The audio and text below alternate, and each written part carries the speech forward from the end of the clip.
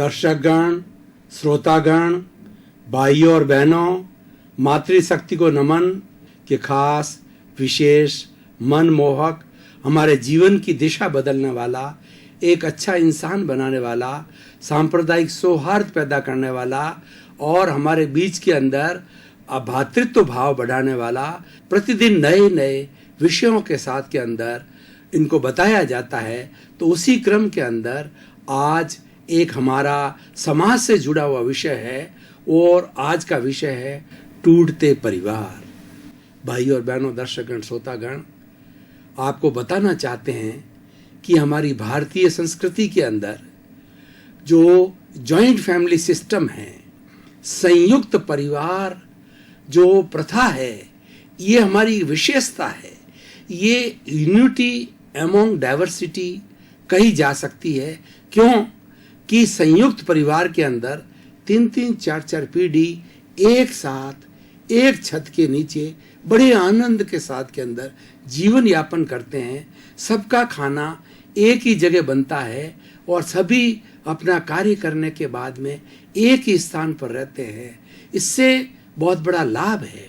सबसे पहले लाभ तो ये है कि यूनिटी रहती है। ऐसा कहा जाता है, यूनियन इज स्ट्रेंथ, एकता के अंदर बल है। अगर लकड़ी का एक गट्ठर है, उसको तोड़ने के लिए किसी को दिया जाए तो वो नहीं टूट सकता है, और कुछ लकड़ियां अलग करके दी जाए तो वो आसानी से टूट सकती है। इसी तरीके से जो हमारी संयुक्त परिवार प्रथा है वह एक लकड़ी के गट्ठर की तरह है, यानी वो एक एकता का सूचक है। और ऐसे संयुक्त परिवार पर कोई भी व्यक्ति किसी प्रकार का आवश्यक अनावश्यक दबाव नहीं डाल सकता है, अन्याय नहीं कर सकता है, क्योंकि उस अन्याय को फेस करने के लिए अनेक सदस्य एकत्रित हो जाते हैं। पहले तो कोई हिम्मत ही नहीं करेगा, और अगर वो हिम्मत करेगा तो बुरी तरह से असफल होगा। ये सबसे बड़ा फायदा था। दूसरा कि इसके अंदर 30, 40, 50, 100 जो सदस्य रहते हैं, तो कोई सदस्य की आमदनी कम है, कोई सदस्य बीमार पड़ गया, कोई सदस्य बुद्धि से मंद है और कोई सदस्य अभावग्रस्त है, उन सब का जो है आपस में काउंटर बैलेंस हो जाता है। क्योंकि कुछ सदस्य होते हैं अच्छी इनकम करने वाले होते हैं, कुछ सदस्य बहुत हेल्दी होते हैं, कुछ सदस्यों को ईश्वर की गिफ्ट होती है तो वो बहुत अच्छा कमा लेते हैं, बहुत अच्छे वक्ता रूप में हो जाते हैं, और कई तरह की अलग अलग क्वालिटीज एक परिवार में होने के कारण जो है वो अलग अलग सारी क्वालिटीज मिलकर के एक सुपर क्वालिटी बनती है। ये सबसे बड़ी विशेषता संयुक्त प्रथा की थी।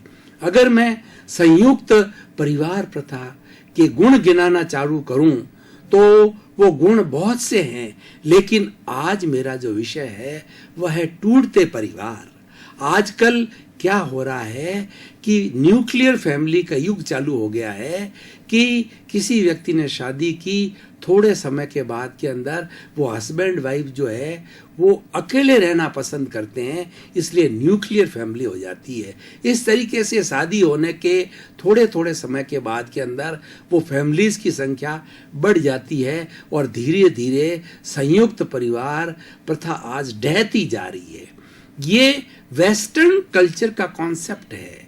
वेस्टर्न कल्चर के अंदर न्यूक्लियर फैमिली जो है एक आम प्रथा है, वहां इसको बुरा नहीं माना जाता है, उनका ये सिस्टम है और कई समय से जिया जाता है। लेकिन हमारा भारत, जिसमें वसुधैव कुटुंबकम की अवधारणा पर जोर दिया गया है कि सारी जो पृथ्वी है वह वसुधैव का कुटुंब है और वह हम सभी एक ही ईश्वर की संतान हैं, हम एक ही पिता की संतान हैं, तो हमको प्रेम से सब मिलकर के साथ में रहना चाहिए।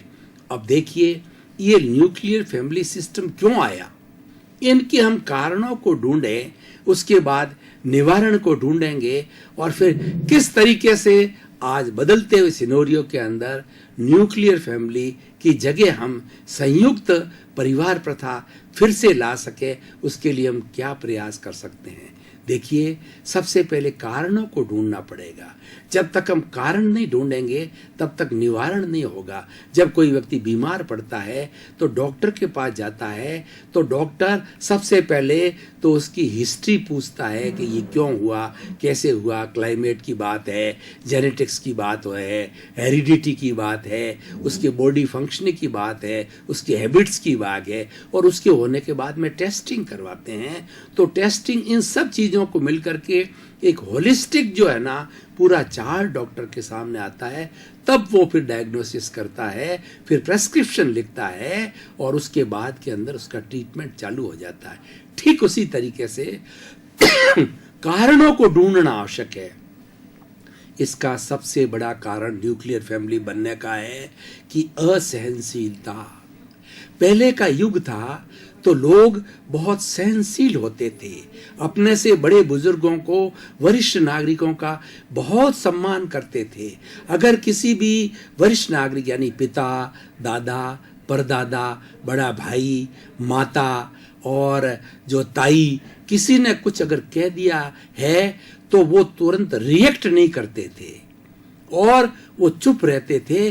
और फिर कभी भी कोई अगर बात का मतभेद होता था तो वो साइलेंटली जो है उनको सुझाव रूप में देते थे, यानी उनकी बात का प्रतिकार नहीं किया जाता था, रिएक्शन नहीं किया जाता था। लेकिन आज तुरंत कोई भी घर का बड़ा व्यक्ति, घर का गार्जियन किसी भी छोटे से छोटे बच्चे को कह देता है तो तुरंत रिएक्ट करता है। इसका कारण क्या है कि उसके अंदर सहनशीलता की कमी है। इसी सहनशीलता की कमी के कारण में वह एडजस्ट नहीं हो पाता है।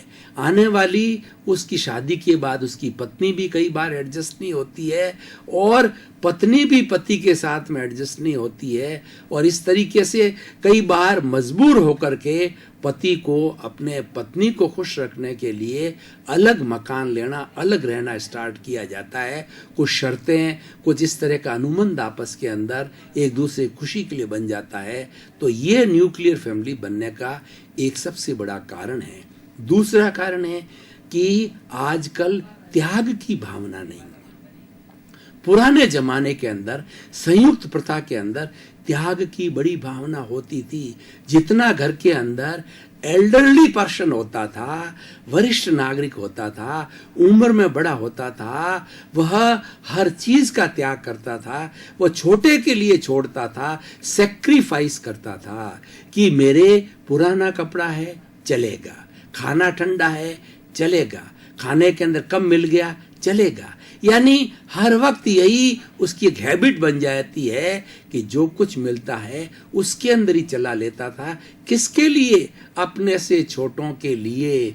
ये बहुत बड़ा सैक्रिफाइस होता था। लेकिन जो आज का जो समय होता है कि घर का एक मेंबर अपनी सुविधा सबसे ज्यादा एंजॉय करना चाहता है and he doesn't care for the other members of the society. That means he does not sacrifice anything for the other members of the family, and that is the main reason of the dividing of the our families, or we in other words we should say creation of the nuclear family.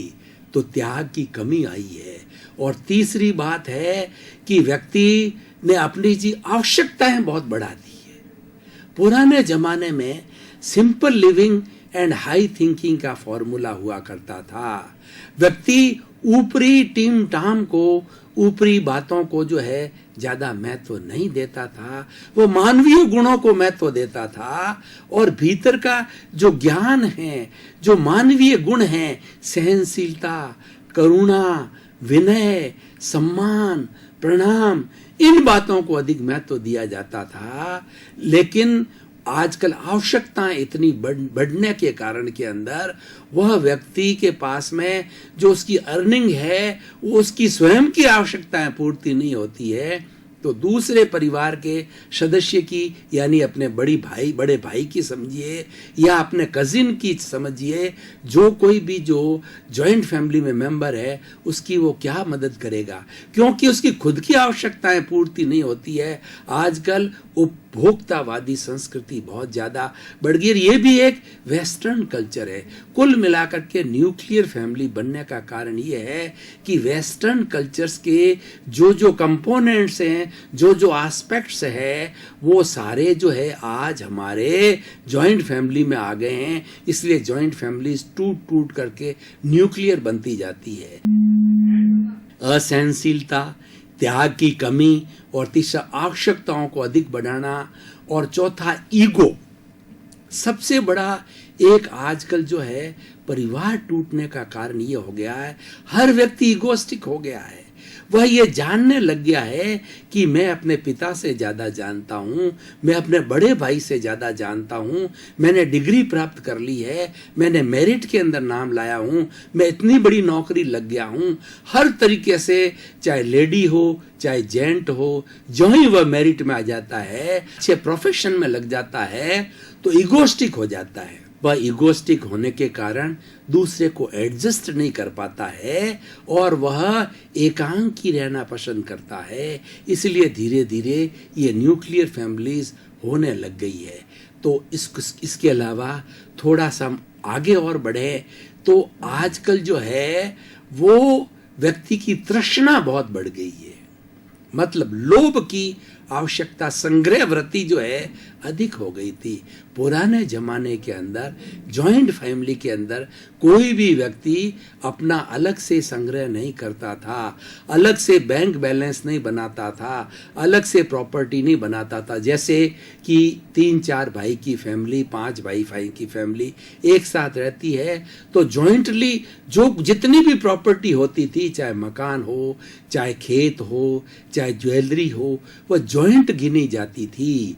लेकिन आजकल क्या हो गया है कि जो earning member है वो अर्निंग का कुछ हिस्सा छुपाता है, वह बैंक बैलेंस बनाता है और कुछ ऐसी प्रॉपर्टी है जो अन्य सदस्यों को नहीं बताई जाती है, तो उसके जो है अंदर जो है वो अपना अलग करने के कारण जो है वो टूटता जाता है। और एक समय ऐसा आता है कि शादी के थोड़े समय के बाद के अंदर दोनों हस्बैंड वाइफ ये चिंतन करने लग जाते हैं कि हम तो इस माहौल में एडजस्ट नहीं हो सकते, इसलिए हमको अलग रहना चाहिए।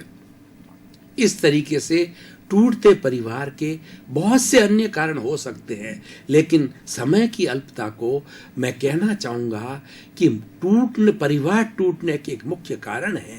पहले मैंने जो अपनी संयुक्त परिवार प्रथा है उसके लाभ बताए, अब मैंने टूटते हुए इनके जो परिवार है उसके कारण बताए। अब इसके निवारण की हम बात करते हैं। देखिए कि आज न्यूक्लियर फैमिली के अंदर क्या हो रहा है कि हम दो हमारे दो। कुछ समय पूर्व जो है ये स्लोगन था हम दो हमारे तीन, उसके बाद आया हम दो हमारे दो, उसके बाद जो वर्तमान जो न्यूक्लियर फैमिली का स्लोगन चल रहा है हम दो हमारे एक, यानी कि एक ही बच्चा हमको आवश्यक चाहिए। और आजकल इतने साधन हो गए फैमिली प्लानिंग के और मेडिकल साइंस ने इतनी तरक्की कर ली है कि सब साधनों से फैमिली को छोटा किया जा सकता है। यानी एक ही बच्चा है और वो परिवार के अंदर 2 ही सदस्य है। अब आप देखिए परिवार का अर्निंग मेंबर अकेला है, वह बीमार पड़ गया, लंबा बीमार पड़ गया, उसकी कौन देखभाल करेगा, उसको रोज हॉस्पिटल कौन ले जाएगा। उसकी पत्नी भी अगर कमाती है तो वो रोज उसको हॉस्पिटल ले जाना या उसके पास में बैठ करके जो है उसकी सेवा करना एफोर्डेबल नहीं होता है, बहुत कष्ट वाली बात होती थी। और जॉइंट फैमिली में तो बहुत से सदस्य होते थे, जो भी सदस्य फ्री होता था उसमें छोटे बड़े की भावना नहीं होती थी, जॉइंट की भावना होती थी। यानी सभी सारे जैसे 100 मेंबर हैं तो 100 मेंबर यही महसूस करते थे कि हम एक पेड़ की टहनियां हैं, एक टहनी के अलग अलग पत्ते हैं। वो अपने आप को न्यूक्लियर, वो एकांगी रूप में नहीं मानते थे, वो अपने आप को पूरा एक समूह रूप के अंदर मानते थे, होलिस्टिक रूप में मानते थे।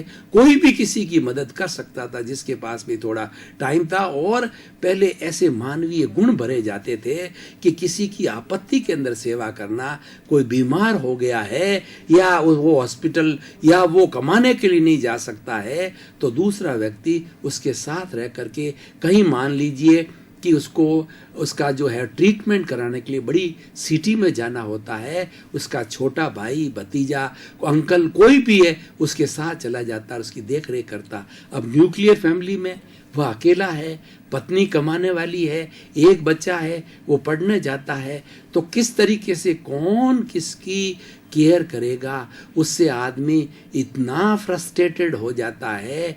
खास तौर से जब आपत्ति आती है, बीमारी या कर्ज हो जाता है, आपत्ति आती है, उस समय बहुत नर्वस हो जाता है। इसीलिए इस संदर्भ के अंदर एक दोहा मुझे याद आ रहा है कि 3 बात से जीव को सदा राखिए दूर, कर्ज, बीमारी, मुकदमा और फिर खाओ भरपूर। अगर आप प्रसन्न रहना चाहते हो, जीवन को सुखी रखना चाहते हो, आराम से जीवन यापन करना चाहते हो, तो कर्ज को, बीमारी को और मुकदमे को पास फटकने मत दो। ऐसी स्थिति आ जाती है तो तुरंत समझौता करो। हमारी देशी भाषा में कहा जाता है कि 3 कोर्ट से दूर रहना चाहिए। एक कोर्ट तो काला कोर्ट है जो मुकदमा लड़वाता, वकील मुकदमा लड़वाता है। मुकदमे के लिए कहा गया है कि दादा मुकदमा करता है, पोता उसका मुकदमा लड़ता है, फिर भी निर्णय नहीं होता है। और दूसरा होता है पुलिस का जो मिटिया कोर्ट। मिटिया कोर्ट के अंदर कितनी इंसल्ट की जाती है, आज उधर आइए, आज वहाँ आइए, ये बयान लेके आइए, उसको लेके आइए, और सबसे पहले तो घर में पुलिस आ गई या हम पुलिस थाने चले गए तो समाज के अंदर हमारी बड़ी बेइज्जती होती है। और ये बात कई लोगों तक फैल भी जाती है, जो कि हमारी प्रेस्टीज पे एक बड़ा धक्का लगता है। और तीसरा जो होता है वाइट कोट। वाइट कोट हमारी मजबूरी है, बीमार पड़ते हम जाते हैं, लेकिन हम प्रकृति के करीब रहें, प्रकृति के नियमों का पालन करें, तो वाइट कोट के पास जाने की, उनको बुलाने की कोई आवश्यकता नहीं पड़ेगी। खैर, ये इस विषय के साथ में बात आ गई कि क्योंकि ये ऐसी अवस्था पैदा हो जाती, व्यक्ति जब टेंशन के अंदर आ जाता है, परेशानी के अंदर आ जाता है, तो परेशानी में आने के कारण जो है वह न्यूक्लियर फैमिली से बड़ा ऊब जाता है और वो सोचने लगता है कि देखिए, आज अगर मैं पिताजी के साथ होता, माता पिता के साथ होता, दूसरे भाइयों के साथ होता, तो मेरा को कोई न कोई सहयोग हो जाता। उसी तरीके से मान लीजिए किसी व्यक्ति के कमाई के अंदर अभाव है, और तो उस केस के अंदर थोड़ा अगर कोई दूसरा भाई, जॉइंट फैमिली होती है, तो उसको सपोर्ट कर देता है। लेकिन आज के इस युग के अंदर न्यूक्लियर फैमिली में कोई किसी की केयर नहीं करता है। ये purely now it's a absolutely our western culture concept, and it is not suitable in India at all, because हमारी जो भौगोलिक प्रकृति, हमारी वे ऑफ लाइफ और हमारी लाइफ स्टाइल ऐसी है कि हम जॉइंटली रहते हैं तो बड़े खुश होते हैं। देखिए, हमारे जब शादी का फंक्शन आता है तो हम सारे एकत्रित होकर के और बड़े आमोद प्रमोद के साथ में खुशियां मनाते हैं। उसी तरीके से देखिए, गम की स्थिति आ जाती है, घर में मौत हो जाती है, तो उससे भी ज़्यादा लोग, पूरे गांव के लोग, पूरे मोहल्ले के लोग और बहुत से स्थान पर शहर के अंदर भी जब लोगों को आजकल व्हाट्सएप से, न्यूज़ से, फेसबुक से और किसी भी तरीके से पता पड़ता है, तो हजारों की तादाद में लोग उसका दुख बांटने को आते हैं। This is our Indian culture. So that is why it is suitable to us, and the nuclear family is a purely Western concept and which is not suitable to जो our culture. अगर सारे परिवार ऐसे nuclear होते जाएंगे तो हमारी भारतीय संस्कृति के जो मूल्य हैं वो गिरते जाएंगे और हम जो हम कहते थे कि अनेकता में एकता है, डाइवर्सिटी एमोंग द यूनिटी की जगह उल्टा हो जाएगा कि यूनिटी एमोंग डाइवर्सिटी हो जाएगा। भाई और बहनों, दर्शकगण, श्रोतागण, आपका बहुत बहुत धन्यवाद। कार्यक्रम का उद्देश्य है कि सर्वे भवन्तु सुखिनः, सर्वे भवन्तु निरामया, पूरे जगत का कल्याण हो और उसी क्रम में आपके प्रति मंगल भावना, शुभकामना, आपका जीवन आनंदमय हो, प्रेममय हो, सुखमय हो और आप खूब श्री वृद्धि करें। आपके प्रति मंगल भावना।